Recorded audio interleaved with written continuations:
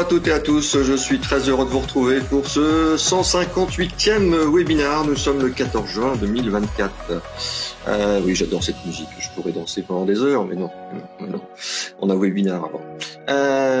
On se fait comme d'habitude un petit rappel, j'ai même pas partagé, voilà, je papotais avec la pipelette et voilà, j'ai quand même obligé de faire ça. Donc partagez, voilà.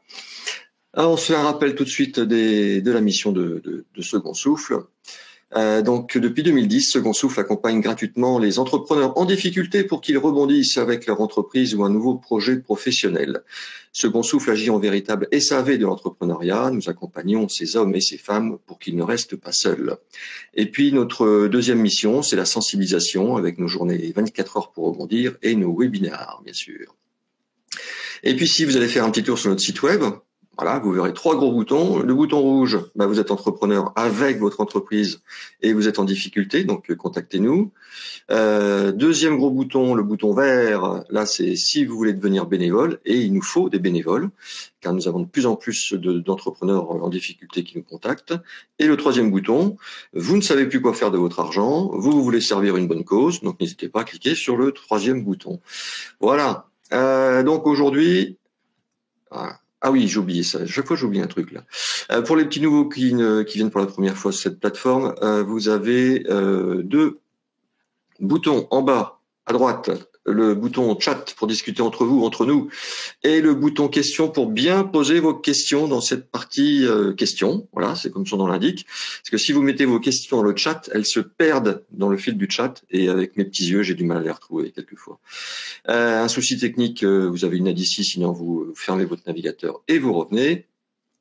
Et au milieu, vous avez un icône pour mettre en plein écran et un deuxième pour réagir, comme certains l'ont déjà fait depuis le début. Donc là, je vous envoie des petits pouces. Vous voyez ? Tac. Voilà. On est prêt ? Allez, bonjour ma chère Angélique.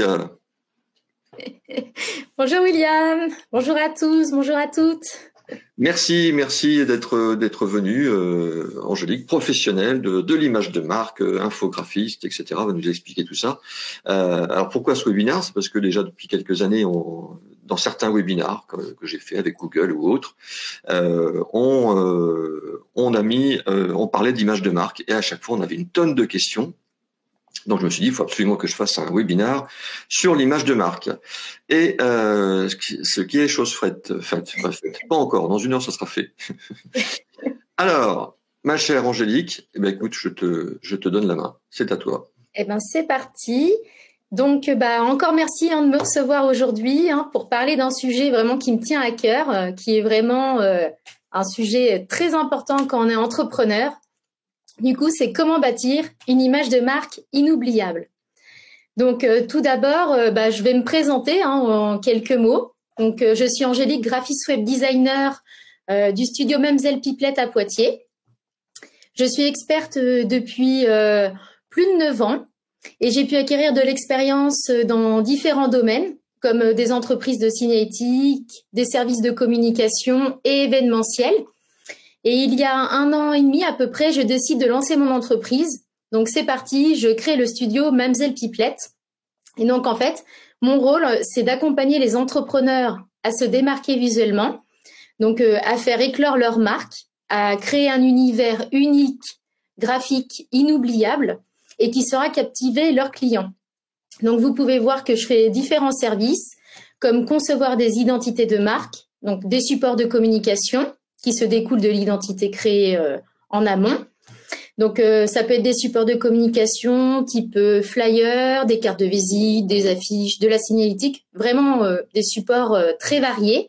Et des sites internet personnalisés, ça peut passer d'un site one page, un site vitrine ou bien un site e-commerce. Et donc, en 1 an et demi, j'ai accompagné en fait différents entrepreneuses dans différents domaines, dans différents horizons. Ça peut passer d'une couturière à une école, par exemple, située à Montpellier, une pâtissière à Strasbourg, ou bien des personnes en local, comme dans le copywriting, référencement, etc.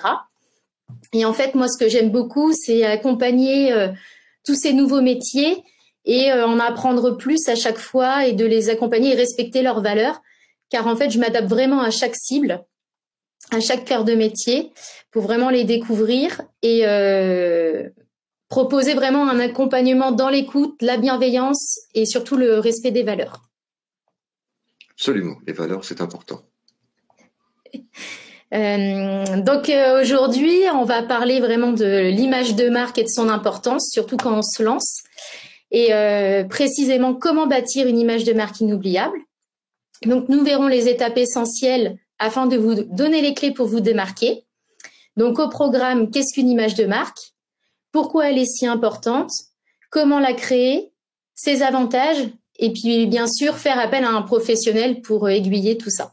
Bien sûr, absolument passer par un professionnel. Parce que si vous faites ça dans votre coin avec votre PowerPoint, c'est ça. Et du coup, on peut louper pas mal de choses. Donc, c'est important de suivre toutes les étapes. Donc, tout d'abord, qu'est-ce qu'une image de marque? Pour vraiment vous expliquer ce que c'est. Une image de marque est appelée branding en anglais, du coup. C'est une perception globale des consommateurs, des prospects. Donc, les prospects, c'est les potentiels, la clientèle potentielle que vous pouvez avoir, et le public en général d'une entreprise, d'une organisation ou d'une institution. Donc, elle se compose de tous les éléments tangibles ou intangibles qui contribuent à l'identité et à la réputation de la marque. L'image de marque forte crée une connexion émotionnelle avec le public, donc inspire confiance, donne de la fidélité, et se distingue de la concurrence. Donc voici une citation du coup que je trouvais intéressante de Bill Gates, qui est cofondateur de Microsoft, qui dit « Votre marque est ce que les gens disent de vous lorsque vous n'êtes pas dans la pièce ». Donc pour moi, je trouve que c'est une belle citation qui illustre le sujet du jour. Donc voici quelques exemples d'images de marque fortes que vous connaissez. Donc, par exemple, le premier exemple que je trouvais intéressant, c'est Apple, qui est identifiable par un logo simple, minimaliste et épuré. Il n'a plus besoin, en fait, d'un nom en dessous, tellement qu'il est identifiable et reconnaissable au monde. Les différentes valeurs qu'il incarne sont l'innovation, la simplicité et la qualité. Et en fait, au niveau de la marque Apple, on a une perception vraiment de produits haut de gamme, une expérience utilisateur exceptionnelle. Et donc, Apple se distingue par son écosystème intégré et un design vraiment qui est avant-gardiste, qui fait vraiment la différence par rapport aux autres marques. Et l'utilisation minimaliste de la couleur par Apple est un élément clé dans son succès. Donc, cette approche a permis en fait à différentes entreprises de s'inspirer d'Apple. Du coup, pour vraiment, parce que c'est un exemple au niveau du design et de la communication. En deuxième exemple, du coup, je vous propose Coca-Cola, du coup, qui est identifiable par son logo rouge, qui est souvent placé sur une bouteille en verre, donc vraiment qui est un logo iconique. Et les valeurs transmises de Coca-Cola sont la joie, le partage et la tradition. Et Coca-Cola est une marque qui est vraiment perçue universelle pour ces moments de partage et de bonheur. Donc souvent, on a pu voir dans les publicités vraiment le partage, la joie. Et la marque Coca-Cola, du coup, est omniprésente vraiment de la culture populaire. Généralement, on est beaucoup à boire du Coca-Cola ou à voir les publicités. Ils sont très présents au niveau marketing. Et le rouge Coca-Cola est bien plus qu'une simple couleur. Il s'agit d'un élément essentiel dans la communication. Donc, c'est vraiment ce qui les identifie. Et du coup, c'est un outil marketing puissant, symbole de son riche héritage. Et là, je comptais vous proposer aussi un troisième exemple qui est très récent. C'est la nouvelle image de marque de Decathlon. Donc, quand on connaît la plupart de tout le monde, une entreprise multispécialisée et en fait qui a refait son logo en mars 2024. Donc, vraiment l'identité visuelle de A à Z avec ses couleurs, l'écriture, le logo. Elle rend image du coup à Decathlon et à sa passion pour le sport. Donc, le logo comprend une orbite qui représente la trajectoire, la courbe, le dynamisme d'un objet, comme une orbite autour de la Terre. Et après, en fait, on peut voir aussi un petit sommet qui symbolise une montagne. Et donc, c'est un rappel au lien avec la nature. Il traduit aussi également une ambition d'atteindre de nouveaux sommets. Et on peut voir aussi que le bleu a été rafraîchi. Ils l'ont un peu légèrement assombri. et ce qui donne un élan de modernité pour la marque. Moi, j'étais pas au courant, je l'avais pas remarqué celui-là. Ouais, ça c'est vraiment un gros changement pour Decathlon. Donc ils essayent de changer leur image, de l'adapter au goût du jour. Il faut de temps en temps changer un petit peu. C'est important parce que l'actualité évolue, etc. Donc il faut toujours être dans l'air du temps, les tendances, etc. Et oui. Et donc là, moi, je vais vous parler du coup des éléments qui façonnent l'image de marque. Donc il y a quand même une petite liste à ne pas négliger. Donc tout d'abord, on a l'identité visuelle. Donc l'identité visuelle, c'est ce qui comprend le logo, la palette de couleurs, la typographie, les images et les autres éléments graphiques qui représentent la marque. Donc ensuite, on a le nom de la marque. Donc il doit être unique, mémorable, pertinent pour le secteur d'activité. Donc à pas négliger surtout. On a aussi le slogan qui est une phrase courte et percutante qui résume l'essence de la marque. Donc, par exemple, j'ai un exemple à vous donner comme « Venez comme vous êtes » de chez McDo, qui marche très bien et qui est très mémorable. On a aussi le positionnement de la marque qui représente sa place sur le marché et la différencie de ses concurrents. Les valeurs de la marque sont les différents principes fondamentaux qui guident ses actions et ses décisions. La personnalité de la marque et la manière dont la marque se comporte et interagit avec son public. On a aussi l'expérience client qui est l'ensemble des interactions qu'un client a avec sa marque et tous les points de contact. Et ensuite, on a la réputation de la marque et la perception globale qu'ont les gens de la marque basée sur leur expérience et ce que les autres ont pu entendre de la marque. Donc, on peut se rendre compte qu'une image de marque est essentielle pour son entreprise. Ouais, je rajouterais même que reviens en arrière. Ouais, pas de problème. La réputation de la marque, en fin de compte, découle de toutes les étapes d'avant. Oui, c'est ça, exactement. C'est pour ça qu'il faut vraiment suivre cette petite checklist. Entre autres, ça découle des étapes d'avant, mais aussi de de façon de vous gérer vos clients, par exemple. Exactement. Et donc après, je vous explique en fait pourquoi elle est si importante. Parce que votre image de marque vous permet en fait de cibler les bonnes personnes qui partagent vos valeurs et réellement en fait les personnes qui sont vraiment intéressées par vos produits ou bien services. Donc sur le marché saturé, en fait, elle vous permet de sortir de l'eau, de vous démarquer et de faire une bonne impression inoubliable. Une image de marque professionnelle vous permet de vous positionner comme un expert dans votre domaine et d'inspirer confiance à vos clients. Donc aussi, une image de marque cohérente et attractive permet d'attirer plus de clients, les fidéliser, et puis aussi du coup de continuer en fait à fidéliser aussi en plus les clients existants et de faire croître votre activité. Donc pour faire un résumé, l'image de marque est bien plus qu'un logo ou qu'un slogan. Il s'agit en fait de l'histoire en fait que vous allez raconter de votre entreprise et de l'expérience que vous créez avec vos clients. C'est un investissement qui vous aidera à atteindre vos objectifs commerciaux. Donc, chaque élément doit être cohérent pour renforcer votre identité. Mais alors, comment se crée du coup une image de marque ? Avec un papier et un crayon. Ouais, toute une réflexion. Voici les différentes étapes en fait de la réflexion à la création. Donc, dans un premier lieu, en fait, l'important c'est le logo. Donc, il doit être réfléchi, travaillé pour parler à votre cible. Il faut donc créer du coup une identité visuelle qui va regrouper, c'est ce que je disais tout à l'heure, le logo, la palette de couleurs, la typographie, vos images. Tout doit être cohérent. On doit ressentir en fait l'essence de leur marque, juste en regardant votre logo.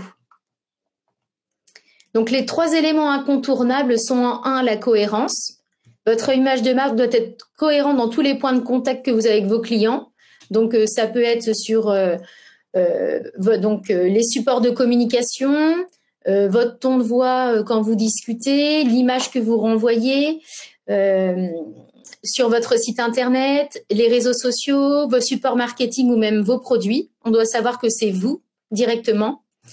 Dans un marché saturé, il est important que votre marque se démarque de la concurrence. Donc, et se poser des questions, par exemple, qu'est-ce qui vous rend unique ? Donc, il faut mettre en avant des éléments différenciateurs de votre marque, comme par exemple de la couleur, des termes qui vont pouvoir vous aider à vous démarquer. Les consommateurs sont de plus en plus attirés par les marques authentiques, donc c'est bien d'être transparent avec vos valeurs, vos missions et vos pratiques. Les gens ont envie de se connecter avec des marques qui partagent les mêmes valeurs. En plus de ces 3 éléments essentiels, il est également important de vous assurer qu'une image de marque est émouvante et mémorable. Et bien évidemment, pour terminer, facilement reconnaissable.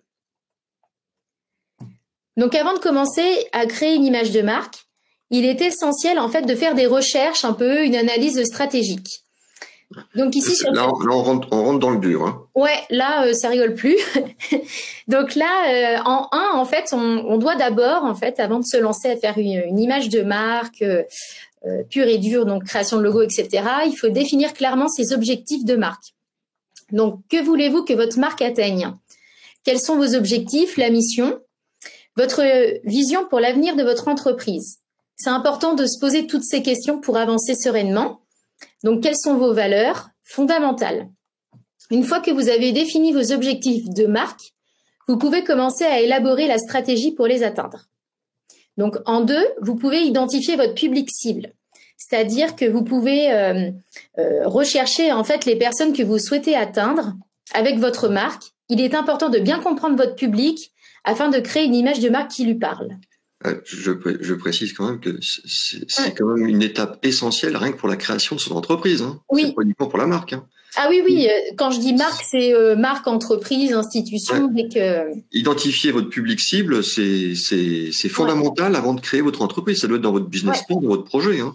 Tout ce qui est persona, comme par exemple les différents éléments à prendre en compte comme l'âge, le sexe, le lieu, le revenu, la profession, les intérêts, les valeurs. Il y a toute une analyse pour bien comprendre en fait son persona, son public cible. En 3 aussi, il faut pas oublier, c'est d'analyser aussi la concurrence pour comprendre leur positionnement sur le marché et se différencier d'eux. Pareil, à faire avant la création de son entreprise. Ouais. Définir le positionnement de la marque, c'est la place que vous occupez dans l'esprit du coup de votre public cible. Il doit être unique, différenciant et percutant pour votre secteur d'activité. Et puis après, pour aussi continuer, développer la personnalité de la marque. Donc, c'est la manière dont votre marque va se comporter, interagir avec le public. Elle doit être cohérente avec votre positionnement de marque et vos valeurs de marque. En suivant toutes ces étapes, vous pouvez créer du coup une base solide pour votre image de marque et vous assurer que du coup, elle sera sur la bonne voie pour atteindre les objectifs. Et à gauche, du coup, j'ai mis une petite matrice donc qui s'appelle la matrice SWOT, qui est ici. Et en fait, c'est un outil qui est puissant et en fait qui va vous permettre d'analyser tout ça. Donc, par des petites cases en mode petit guide pour analyser du coup les forces, les faiblesses, les opportunités et les menaces pour du coup analyser votre image de marque. Ensuite, ce qui est important, c'est définir sa ligne directrice. Définir en fait un ton de voix cohérent pour toutes vos communications en créant un lien avec votre public. Elle doit refléter la personnalité de votre entreprise. Que votre ton soit formel, amical ou ludique, il doit être constant sur n'importe quel support de communication et canal d'acquisition. Par exemple, les réseaux sociaux. Une fois, donc là, ça y est, on passe dans la création, un peu plus. Une fois qu'on a récolté les différentes informations de l'étape analyse vue précédemment, il faut définir l'identité de marque. Donc pour mes clients, je réalise ensuite une veille. Donc c'est-à-dire c'est des recherches de tendances du moment pour être dans l'air du temps. Et j'analyse et j'adapte chaque communication à chaque cœur de métier. Car on peut bien sûr s'en douter que si on fait par exemple une identité de marque pour une couturière ou un vidéaste, ça va pas du tout être la même chose. Donc il faut bien cerner chaque métier. Et ensuite, je réalise une planche d'ambiance, donc appelée mood board. Donc là, j'ai mis un petit exemple, un aperçu.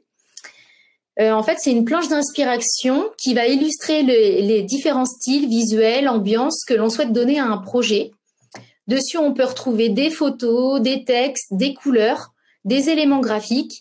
Et tout cela va permettre de déterminer l'orientation et la direction artistique avant de se lancer dans la création de l'identité visuelle.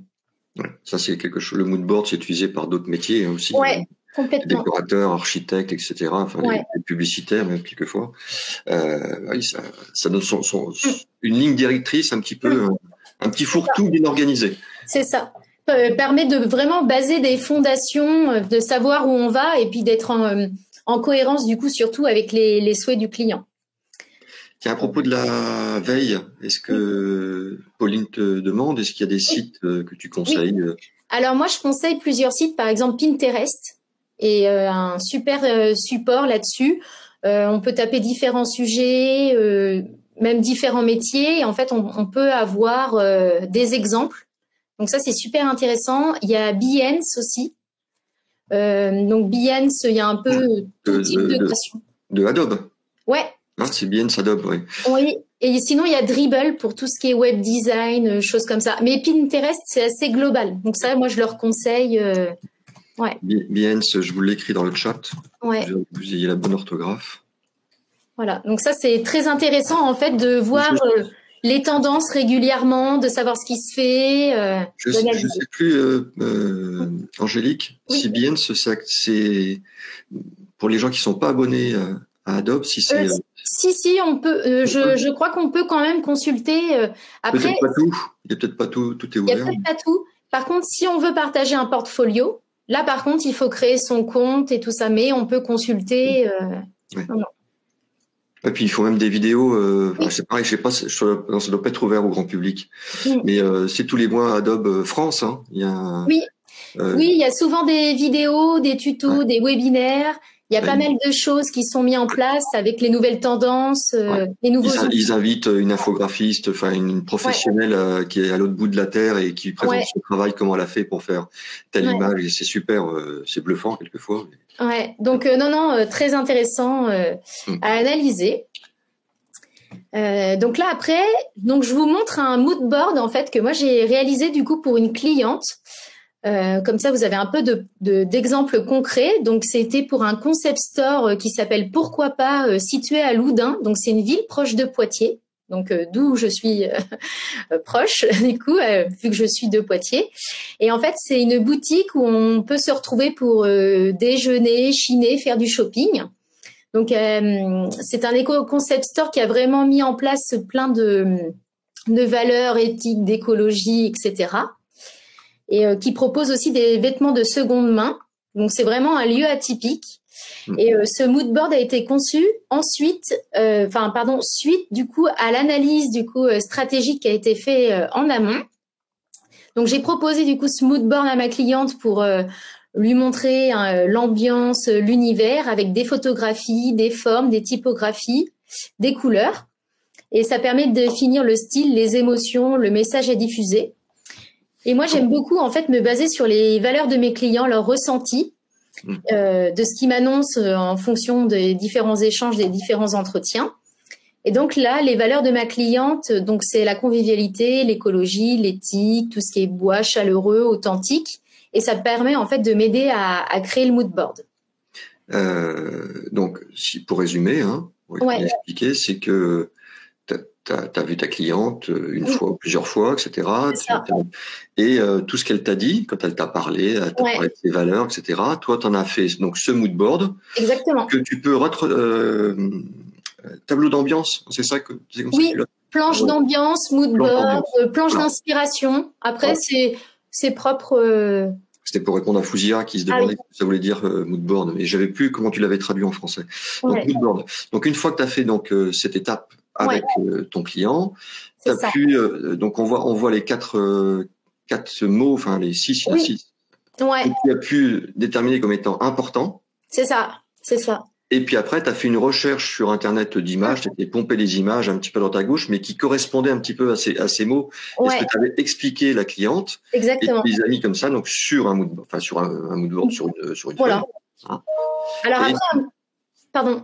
Non, mais vas-y. Après, un mood board, ça peut évoluer, il peut y avoir plus de choses. Là, c'était un petit résumé condensé, mais on peut jouer sur plein de choses, sur des textures, sur des motifs, enfin...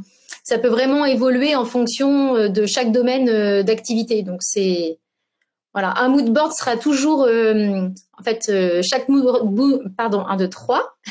Chaque mood board sera différent par chaque thématique, en fait. Ouais. Donc, c'est ça qui est intéressant. Que c'est intéressant que le bois n'y apparaisse quasiment pas. Bah, si, parce que Werner, tu te trompes, c'est pas un wood board, c'est un mood board. Voilà. Si, il y a le petit bureau, le petit bureau, oui, effectivement, il est en bois, où il y a l'ordinateur portable dessus. Et tes lunettes, Werner. Donc voilà, et donc c'est important en fait de retranscrire les idées, en fait les valeurs des clients. Et du coup ensuite, ça y est, là on passe à l'action, l'étape création. Donc là en fait, je vous ai mis un exemple un peu de ce que j'ai créé, en fait les premières recherches pour ma cliente. Donc on a vu en amont du coup un peu l'analyse stratégique. Là on a vu le mood board du coup de la cliente. Et donc là en fait c'est les 3 propositions que j'ai pu lui faire, avec du coup son analyse en amont, etc., la planche mood board. Et donc je vous laisse réfléchir un peu en fait. Donc on verra par la suite, mais quel logo en fait ma cliente a pu choisir. Donc là on voit différents styles. Voilà, donc je vous laisse réfléchir. Tu peux revenir sur le slide précédent? Ouais. Sur les mots que tu avais, voilà, convivialité, écologie, éthique, nervure, bois, authentique. D'accord. Alors qu'est-ce qui t'a... Moi j'ai une question personnelle, Angélique. Ouais. Je reviens sur les trois propositions. Moi ce qui me paraît bizarre, c'est le deuxième là. Ouais. Bah alors au début... En fait, la cliente, au début, elle me parlait un peu de simplicité. Elle voulait quelque chose de très simple et tout. Et moi, j'ai dit, OK, pourquoi pas, je peux faire un exemple un peu, voilà. Mais moi, ce que je voulais vraiment transparaître, c'était la convivialité, le lien, l'échange, le partage. Elle voulait quelque chose d'assez élégant. Et du coup, donc faire un peu de lien, donc je donne des indices, des liens d'écriture de lettres, pour le côté convivialité, et vu que du coup elle propose différents différents éléments dans son concept store, je trouvais que c'était pas mal. Je redonne des indices, de lier des lettres entre elles. Voilà, et je vois qu'il y en a qui y trouvent, hein, c'est super. Donc voilà, mais du coup après forcément il y a toujours quand on propose des différents logos à un client, il y a toujours 1 ou 2 logos qui sortent du lot. Il y a toujours un peu un troisième, un peu qui est un peu, voilà, moins impactant. Ça, je suis d'accord. Bon, on aura la réponse de ce qu'a choisi la cliente tout à l'heure. Ouais. Alors, ensuite. Donc, en fait, on parle de logo, etc. Mais ce qui est très important, c'est la palette de couleurs, en fait, qui est très cruciale quand on crée une image de marque. Donc, il faut bien savoir que chaque couleur évoque des émotions et communique des messages subtils. Donc, il faut bien choisir une palette de couleurs, en fait, qui reflète l'essence de votre marque. Vous pouvez analyser, en fait, c'est très important, la signification et la symbolique des couleurs pour vraiment faire ressentir votre marque. Donc, certaines couleurs ont des sensibilités, des significations, comme par exemple le bleu qui représente le calme, le changement, la confiance, la communication. Vous avez le rouge qui est la vie, l'amour, la passion, le danger. Ou par exemple, c'est pour ça que je porte ce t-shirt aujourd'hui. Eh ben parfait. Ou bien, vous voyez aussi, on a le noir aussi qu'on utilise beaucoup dans tout ce qui est logo chic, élégance, mystère, etc. Donc c'est bien de analyser les couleurs pour qu'on ressente vraiment la sensibilité. Une question, Angélique. Oui. Je reviens. À ton avis, les couleurs, c'est aussi une histoire de mode, parce que là, tu as donné des valeurs pour chaque couleur. Oui. Est-ce que dans le temps, au fil des années, par exemple, la vie va passer aujourd'hui dans le rouge, est-ce que demain, je sais pas, dans 10 ans, ça pourrait être dans le bleu? Est-ce que ça arrive, ça? Ouais, ça peut varier. Après, on voit par exemple que Decathlon, Decathlon, il avait son bleu. C'était un bleu qui a un peu changé du coup maintenant, et on peut voir qu'en fait le bleu ne se démode pas dans le temps, mais il peut varier après au niveau de ses teintes. Je pense que les symboliques en fait des couleurs ne changent pas trop. Pour moi, c'est peut-être les teintes aussi qui vont changer au niveau de la modernité. Ouais, parce que dans le bleu Decathlon, je suis pas sûr qu'ils ont rajouté du noir. Ils ont peut-être rajouté aussi du violet. Ouais, je pense que ouais. parce qu'on voit qu'il y a c'est un peu plus rouge. Enfin, ça change beaucoup. Moi, je pense que c'est surtout ça qui évolue au niveau du temps. C'est les pigments des couleurs. Tiens, il y a Sophie qui fait une bonne réflexion. Les couleurs peuvent également être liées à un territoire, un pays, une culture. Absolument. Exactement. Parce que, par exemple, la marque Dior, imaginons, ils ont des codes couleurs pour la France, au niveau de leur packaging, etc. Alors que, par exemple, d'autres pays en Chine, imaginons, ça va être d'autres codes couleurs qui vont toucher vraiment, du coup, à la population. Donc oui, ça c'est une très bonne réflexion. Ouais, alors ceux qui s'amusent, ceux qui travaillent à faire des logos pour le monde entier, un casse-tête. C'est ça, parce que faut que ça touche tout le monde et que donc oui, ils ont du travail. Donc ensuite, c'est la palette de couleurs en fin de compte qu'on a vue avec ma cliente. Donc on a tout repensé. Donc on peut voir que au début, certaines couleurs avaient été mises en place dans le mood board. Et en fin de compte, on est parti sur autre chose parce que ma cliente voulait vraiment des couleurs peps, originales et qui changent un peu du lot. Et en dessous, on peut retrouver en fait les codes colorimétriques là que j'ai affichés qui peuvent être donc RVB pour le web, CMJN pour l'impression, etc. Et en fait, c'est ce que je fournis en fait à mes clients pour qu'ils puissent réutiliser les couleurs dans leur communication afin d'avoir une uniformité sur leur support. Donc ça, c'est très important. Et on peut constater que les couleurs, en fait, sont un outil puissant pour créer une ambiance, transmettre des messages. Donc les couleurs choisies peuvent être en accord avec les valeurs de la marque et les produits qui peuvent être vendus. Vous aimez les webinaires Second Souffle ? Alors abonnez-vous à la chaîne YouTube Second Souffle. Cliquez sur l'icône Second Souffle juste ici. Vous aimez cette vidéo ? Alors dites-le moi avec un j'aime et un commentaire. Merci. Donc là ensuite on va parler typographie. Donc c'est de la même façon qu'en fait pour les couleurs. Il n'y a pas de question en fait de choisir une typographie ou une police d'écriture au hasard en fait parce qu'on l'aime bien ou qu'on la trouve sympa. En fait, faut prendre le temps de se demander si la police d'écriture qu'on a sélectionnée du coup est surtout bien lisible, cohérente par rapport à son image et en fait ce qu'elle peut renvoyer du coup à notre client idéal. Donc par exemple, une typographie ronde pourra symboliser en fait la convivialité et une typographie droite pourra symboliser le raffinement ou la rigueur. Donc là, c'est les typographies que je vous montre ici, que j'ai sélectionné du coup pour ma cliente. Et là, donc ça y est, on peut voir le logo qui a été du coup choisi par ma cliente parmi toutes les propositions. Donc on peut vraiment voir le travail de typographie qui a été fait pour chaque lettre au niveau du logo.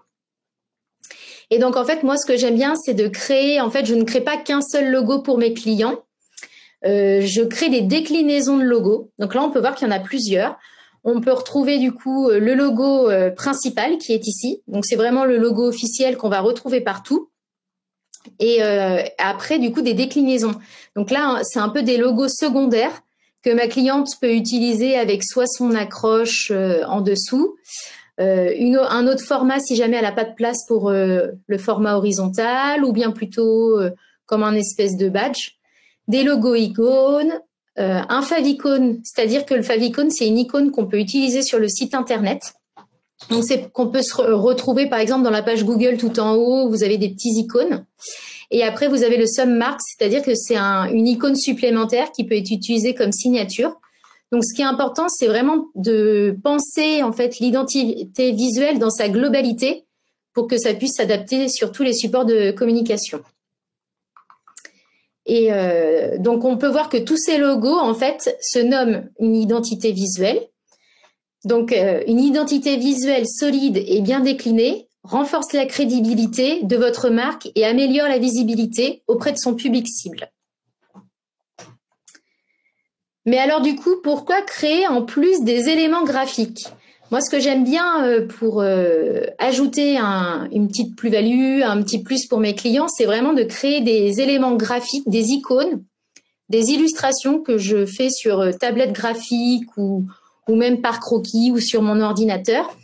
Et en fait, ils vont permettre d'apporter une touche unique et de créer un univers cohérent en fait avec la marque pour placer sur les supports de communication. Chaque icône proposée sur cette slide, en fait, vont représenter l'univers un peu de ma cliente, ses différentes couleurs, l'écologie, le bois. Par exemple, vu qu'elle fait coffee shop, il y a une petite tasse. Voilà. Et puis les différentes icônes des différents secteurs qu'il y a dans la boutique, les différentes catégories qu'il y a dans la boutique. Vente de vêtements, vente de meubles, coffee shop, et puis la petite feuille pour le côté écologie. Donc, sur cette slide, on peut voir un guide pratique, donc c'est-à-dire le rendu final de toute l'identité visuelle. Donc, pour que mes clients soient autonomes et utilisent correctement leur identité de marque, je leur livre en fait un guide pratique ou une charte graphique.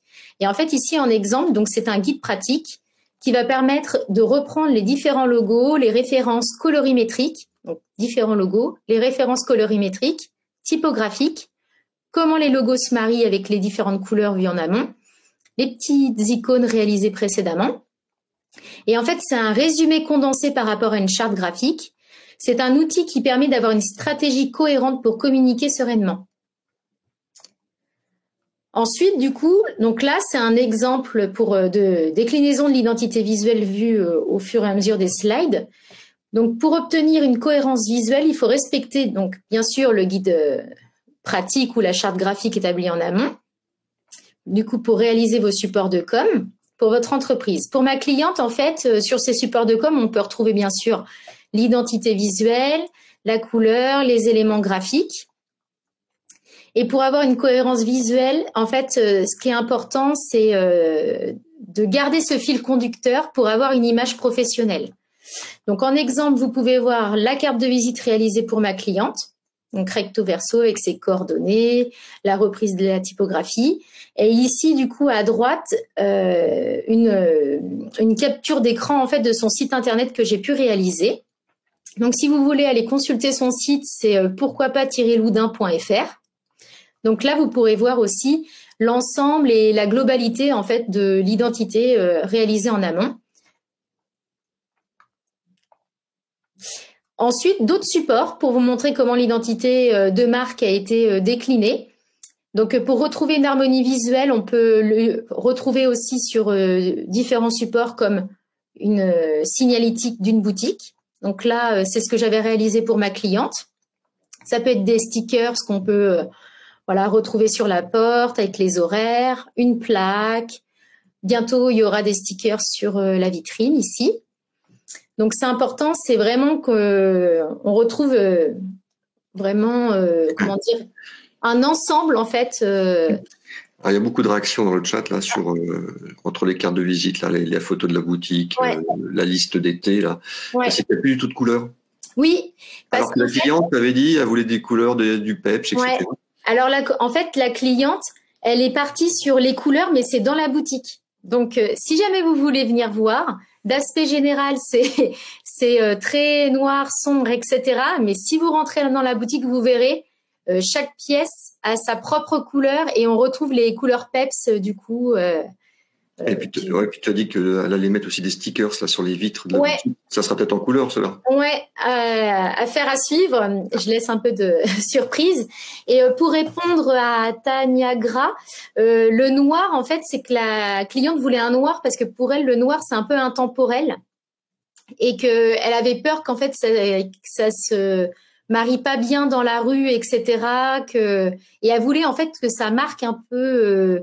que ça donne de l'impact dans la rue où elle est située. Parce qu'il y a des boutiques avec du orange, etc. Et là, elle s'est dit, le noir, ça va permettre de faire sortir du lot, quoi. Voilà. Donc, je vais continuer. Donc, ici, là, donc vous pouvez voir aussi la suite de la déclinaison de la charte graphique avec le menu. Donc, le but, c'était vraiment de créer un univers créatif et graphique. Donc, les avantages, en fait, d'une image de marque peut augmenter la notoriété, fidéliser les clients et stimuler les ventes. Donc, en fait, elle crée un avantage concurrentiel, durable et surtout va pouvoir prouver le professionnalisme. Donc, voici quelques conseils, en fait, dans l'élaboration de votre image. Il est important d'être authentique. Les gens peuvent faire la différence entre une marque authentique ou une marque qui souhaite juste vendre un produit. Donc, il faut être fidèle à vous-même, bien sûr, et à vos valeurs. Cela va se ressentir, en fait, dans votre image de marque. Donc, bien sûr, faut pas oublier qu'il faut être patient. Il faut prendre du temps pour créer une image de marque. Il faut pas se décourager, bien sûr. Et si vous voyez pas les résultats, faut continuer et persister. Faut continuer aussi à investir votre image de marque et vous finirez en fait par récolter vos petites graines, le fruit en fait de votre travail fait en amont. Mais alors du coup, pourquoi faire appel à un professionnel? Parce que des fois, ça peut être compliqué de créer son image de marque, ça peut être flou, ça peut être dur, etc. Donc il existe des professionnels qui sont là pour ça. Donc, créer une image de marque cohérente peut s'apparenter, bien sûr, comme je disais, à un défi. Chaque détail compte pour vous faire briller. Et du coup, bien sûr, il y a des experts qui le savent et qui savent bien le faire. C'est pourquoi rien ne doit être laissé au hasard dans la création d'une identité visuelle. Donc, vous pouvez faire appel à un ou une graphiste qui sera gage d'un rendu professionnel et qualitatif. Mais alors, qu'est-ce que le métier d'un graphiste ? Donc, un graphiste, c'est un professionnel de la communication visuelle qui conçoit des solutions graphiques, du coup, pour transmettre des messages clairs, impactants. Il utilise des éléments visuels tels que des images, des formes, des couleurs, des typographies, des éléments graphiques pour créer des supports de communication attrayants et cohérents, mais surtout efficaces.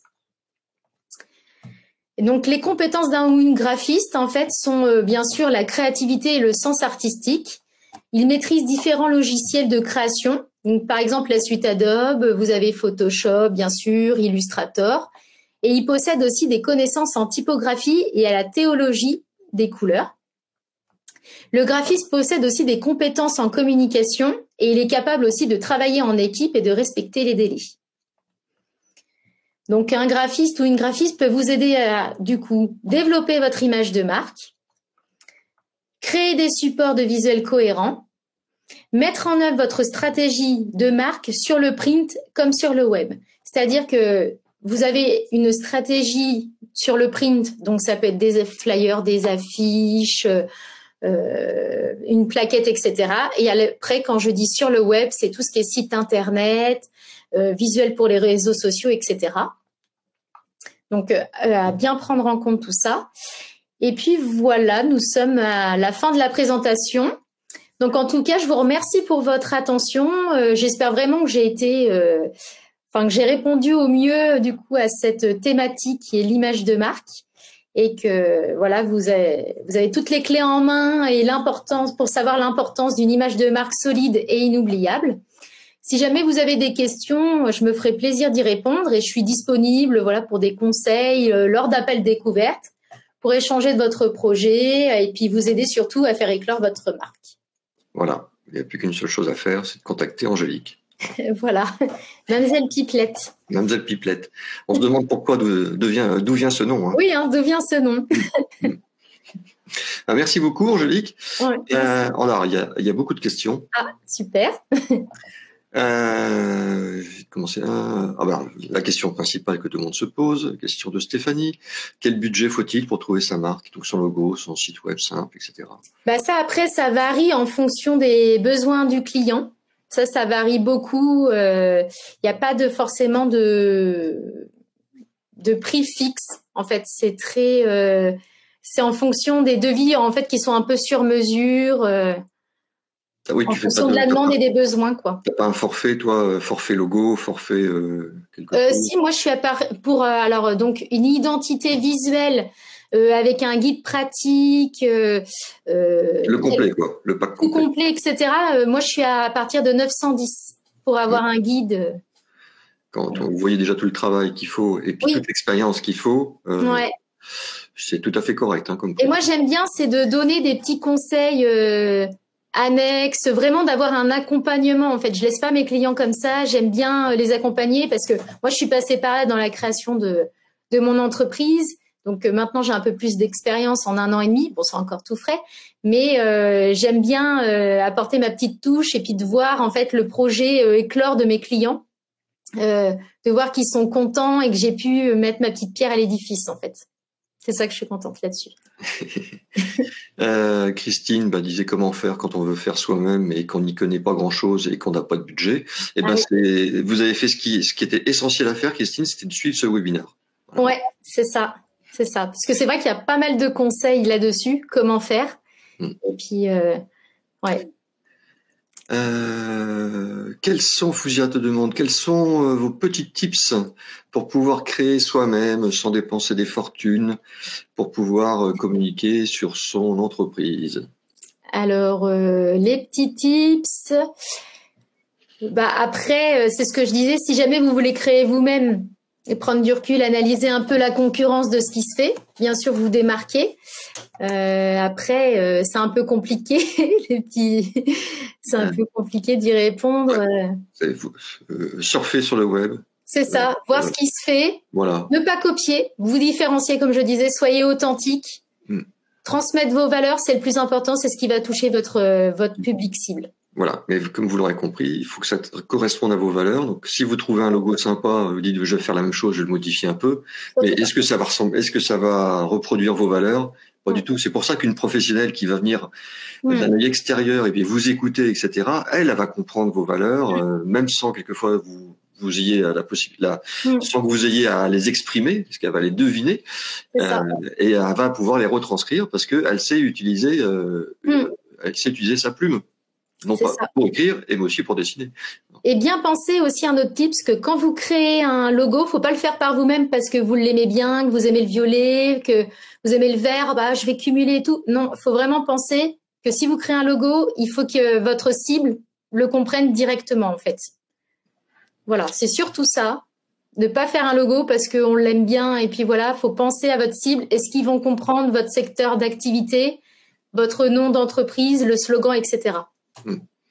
C'est pas la première fois que je le dis ici, mais je n'ai pas une sous la main. Moi, il m'arrive fréquemment de voir des cartes de visite ou des flyers, etc., ou des véhicules commerciaux. Et puis il y a des grosses pubs dessus. Et puis on voit marquer Gérard Blanchard avec un gros, et puis il y a un gros numéro de téléphone, l'adresse internet, etc. Mais on ne sait pas ce qu'il fait. Donc c'est dommage. Le gars il est content, il voit son nom partout. Voilà. Ça c'est nul, quoi. Non, c'est sûr. Donc, c'est pour ça que...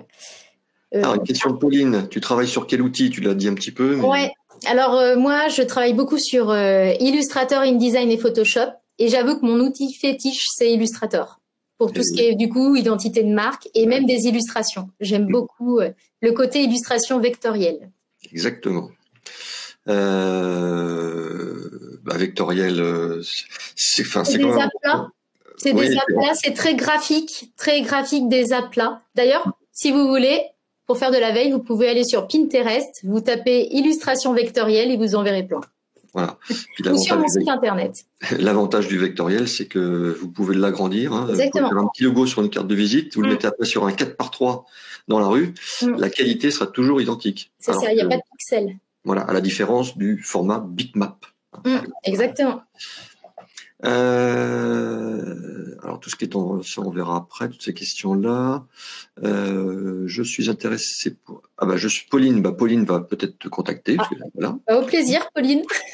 D'échanger, de papoter autour d'un café, visio ou pas. Est-ce que vous proposez à vos... C'est très bien, Tanagra, je vous félicite, Tanagra. Tanagra a recopié la question de Sophie, que Sophie avait dû mettre dans le chat. Donc, voilà, pour pas que je la loupe. Donc, est-ce que vous proposez à vos clients de tester leur charte auprès de leurs propres clients? Pourquoi pas? Pourquoi pas tester? C'est-à-dire, on réalise...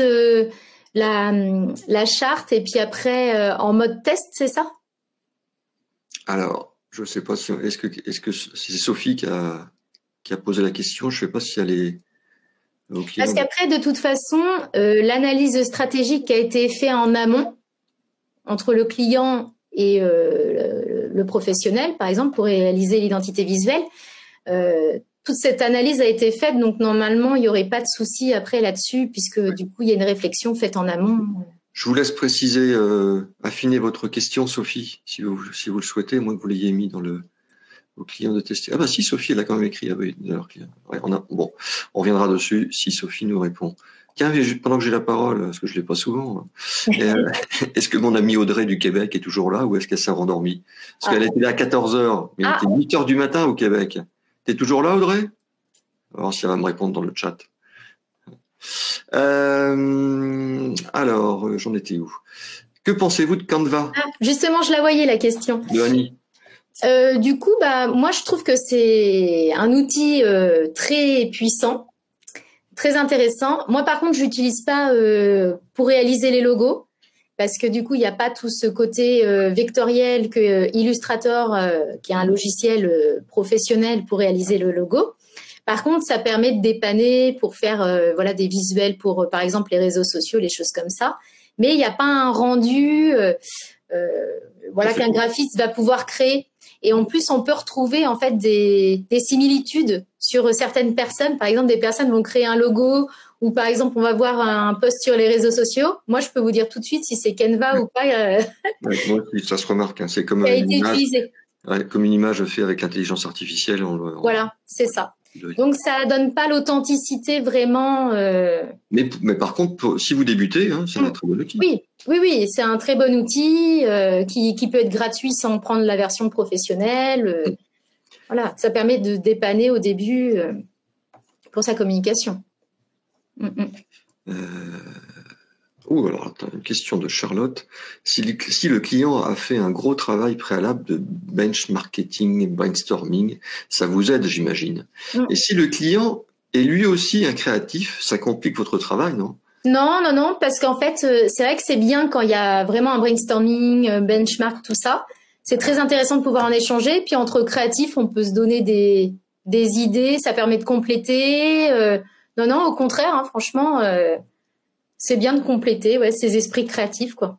Non, ça bien. Ah, il y a Sophie qui est revenue, donc je pense que j'ai compris sa question. Là. En fait, je trouve qu'il est difficile en tant que créateur de se rendre compte de la perception des clients in fine. Ouais, en fin de compte, à parler des clients, pas de tes clients, mais des clients de tes clients. Ah oui. Donc faire des enquêtes auprès des clients de tes clients, en fait. Ah oui. Moi, après, je sais pas, si on analyse bien les choses et tout, que le client explique bien ses clients, etc., qu'il a bien analysé en amont, je pense pas qu'il y ait de problème là-dessus. Si l'analyse est faite, etc. Et une question d'Isabelle, est-ce qu'un slogan est obligatoire? C'est pas obligatoire, mais des fois, en fait, si on a un nom qui est un peu plus compliqué ou qui explique pas directement notre cœur de métier. Ouais, ou un nom de marque qui est complètement inventé. Oui. Par exemple, c'est bien d'avoir un slogan en dessous. Ça va appeler aussi baseline. Ça permet vraiment d'asseoir en fait le nom de son logo. Ça apporte un petit truc. Par exemple, je sais pas, McDo, c'est venez comme vous êtes. Je donnais en exemple. Enfin, ça permet. McDo n'a pas besoin de baseline. Oui, voilà, on le connaît très bien. Non, mais par exemple, moi, c'est Mademoiselle Pipelette. On sait pas forcément trop ce que je fais. Et du coup, moi, j'ai une petite phrase d'accroche qui est faites éclore votre marque. Et un petit truc comme ça qui explique simplement. Alors, une question de Ouleimatou. Excusez-moi si j'écorche votre prénom. Quel est votre tarif pour la conception d'un logo? Alors, c'est ce que je disais tout à l'heure. Mon premier prix est à 910. Ah oui, d'accord, c'est pour le pack complet, c'est le logo, d'accord. Et donc 910. Et après, si jamais c'est un pack encore plus complet, etc., avec des cartes de visite, des supports de com au choix, une charte graphique vraiment très complète. Par contre, après, le tarif augmente parce que du coup, il y a plus de création, etc., de déclinaison, de supports de com, etc. Mais je vous invite à aller consulter mon site si vous avez besoin de plus de questions. C'est mamzellepipelette.fr. Ouais, attends, faut le mettre dans le. Mets-le dans le chat. Alors, le chat. Je le fais. Ah oui, je le laisse, c'est bon. Mon amie Audrey du Québec a dû se réendormir parce que pas de réponse. Et Charlotte réenchérit. Et vos tarifs pour la création d'un site internet, site vitrine? C'est pareil, ça varie en fait en fonction du nombre de pages. du contenu, si les fonctionnalités sont complexes ou non. Et moi, j'ai pas trop insisté là-dessus. Maintenant, moi, j'aime beaucoup accompagner mes clients sur le web parce que je suis vraiment graphiste pur de base. Mais du coup, j'ai voulu vraiment évoluer mon métier parce que voilà, le mouvement devient plus sur le digital. Et en fait, je crée vraiment des sites personnalisés. Je fais toute une maquette en amont. Et donc, c'est vraiment un design unique qu'on retrouvera nulle part avec les éléments, la charte graphique établie en amont. Et après, du coup, je réalise du coup les sites internet sur WordPress, si vous connaissez, avec du coup le constructeur Elementor. Et je peux mettre aussi tout ce qui est en place, maintenance, nom de domaine, hébergement, toute la gestion derrière, etc. Très bien. Quelque chose de complet. Mince, j'ai fait un double clic sur la question d'Isabelle, on n'a pas eu le temps de la voir. Isabelle te demande si on a juste besoin de votre vision professionnelle sur de l'existant, est-ce que c'est possible? C'est possible aussi, vous pouvez me contacter, je peux donner des petits conseils. Ça, il n'y a pas de souci pour échanger. Alors, il y a Stéphanie qui disait « Je n'ai pas eu le temps d'aller faire une grande réflexion, certainement à la création de son entreprise. » Et donc, si elle change de logo maintenant, est-ce que ça va pas perdre un petit peu tous ses clients? Ouais, ça dépend le concept aussi, ça dépend si ça change de nom ou pas, s'il y a une réputation, voilà, si c'est beaucoup visible ou non. Ça dépend de pas mal de choses à prendre en compte pour faire une refonte, un changement complet, quoi. C'est pour ça qu'on peut pas répondre forcément à votre autre question, Stéphanie, ouais. Qui est sur quelle fréquence changer son logo? Alors, moi, un logo, faut pas totalement le changer, mais il faut le faire évoluer. Par exemple, il y a des petites refontes à faire, des choses à faire pour, par exemple, comme on a vu Decathlon, bon, il y a un petit refresh au niveau de la typographie, de la couleur. Bon, ils ont rajouté un petit orbite qui tourne avec un sommet. Et ils font évoluer tout doucement, mais faut pas changer complètement parce qu'après on va perdre cette identité que les gens ont de notre entreprise, quoi. Après, c'est peut-être lors d'un événement important, oui. Lancement d'une nouvelle activité, lancement d'un nouveau produit phare. Une offre ou quelque chose comme ça, ouais. Complètement. Y a-t-il des besoins, des précisions exprimées en amont pour éviter ces difficultés, notamment d'intégration de SVG qui intègre du code mais ont l'avantage d'être léger sur un site WordPress? Après, ça dépend, parce que si c'est pour intégrer du SVG, c'est des icônes que vous souhaitez intégrer, parce que si c'est des images, ce qui est mieux, c'est du JPEG ou WebP, mais ça dépend près des navigateurs. Ouais, pour mettre du SVG sur votre site WordPress, vous pouvez utiliser le plugin qui s'appelle, l'extension qui s'appelle Safe SVG. Oui. Oui, c'est vrai. Nativement, WordPress n'importe pas de SVG. Ouais. Pourquoi? Parce que vu que c'est du code, comme vous l'avez écrit, quelquefois ça peut être, faut bien le protéger pour éviter qu'il y ait des hackers ou des robots surtout qui viennent vous pirater ce code. Faut faire attention à ce qu'on met comme extension. Voilà. Sur le site Second Souffle, vous verrez le logo, la carte de France. Il y a plusieurs images qui en fait c'est du SVG. Ah bah tiens, Cécile, que pouvez-vous dire du logo de Second Souffle? Ben moi, je le trouve sympa. Non, mais le logo est, coloré. Et en plus, tu as mis les bonnes couleurs avec le t-shirt. Un t-shirt... c'est pas tout à fait les mêmes couleurs. Hein. Sur le logo est orange et mon t-shirt est rouge. Moi je le vois rouge-orange. Ah oui, mais rouge bien foncé. Enfin, bien foncé. Mais non, moi je le trouve intéressant, il est bien construit. Bon, c'est pas moi qui l'ai fait, c'est une agence de com qui a fait ça.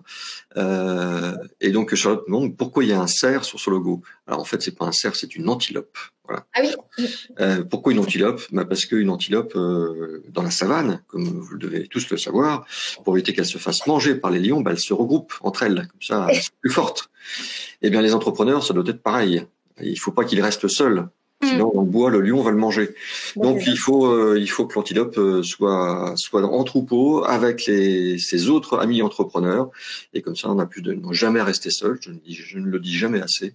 Être toujours accompagné avant la création et pendant la vie de son entreprise. Et quelquefois même aussi après.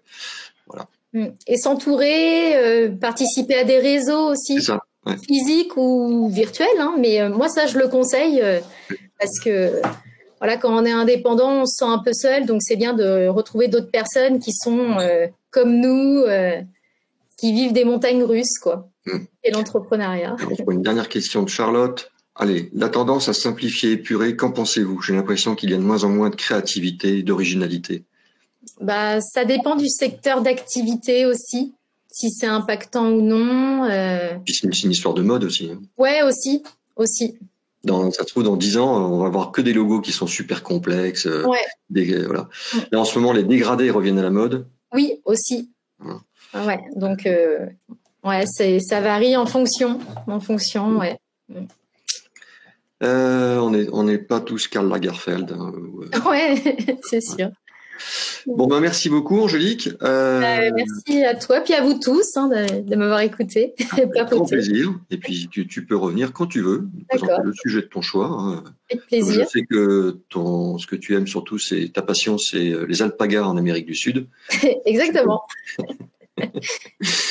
Alors, qu'avons-nous la semaine prochaine? La semaine prochaine, et si le nouveau leadership était féminin? Voilà, on verra ça avec Kéra des familles. Vous allez voir que pour vous les femmes, on fait beaucoup de choses chez Second Souffle. Donc déjà, vous avez ce webinaire la semaine prochaine et vous avez notre grand événement 24 heures pour rebondir au féminin qui sera donc le 27 septembre. Ne vous inquiétez pas, je vous enverrai un petit mail quand tout est prêt. Et ça devait être le dernier webinaire de la saison. Finalement, il y en aura un autre le 28 juin. Et là, on va parler, soyez prêts pour les grands événements et une clientèle touristique. Alors, vous le savez peut-être, il y a un grand événement qui s'annonce un peu partout en France cet été, qui s'appelle les Jeux Olympiques. Alors, c'est pas spécialement pour les Jeux Olympiques, hein. C'est pour ça que le titre, c'est soyez prêts pour des grands événements et une clientèle touristique. C'est-à-dire que si votre entreprise est proche d'un lieu où il y a des grands événements, ou un grand événement qui va se passer ou qui se passe régulièrement près de chez vous, je sais pas, un concert, etc. Est-ce que votre entreprise est bien adaptée à ce type de clientèle? Pareil, si votre entreprise est basée proche d'un lieu touristique, bord de mer, je sais pas moi, la montagne, voilà. Et est-ce que vous avez aussi de temps en temps une clientèle internationale? Êtes-vous adapté pour tout ça? Donc on verra ça avec nos amis de chez Google. Donc c'est le 28 juin. Et il durera un webinaire qui dure 1h30. Hein. Voilà. Et comme d'habitude, à la fin de ce webinaire, vous serez redirigé vers le site, le magnifique site Second Souffle avec ce magnifique logo, et vous verrez ces magnifiques visuels. Il n'y aura plus qu'à cliquer dessus pour vous abonner. Et puis je vous envoie d'ici 16h le petit mail pour vous dire que le replay d'aujourd'hui est disponible.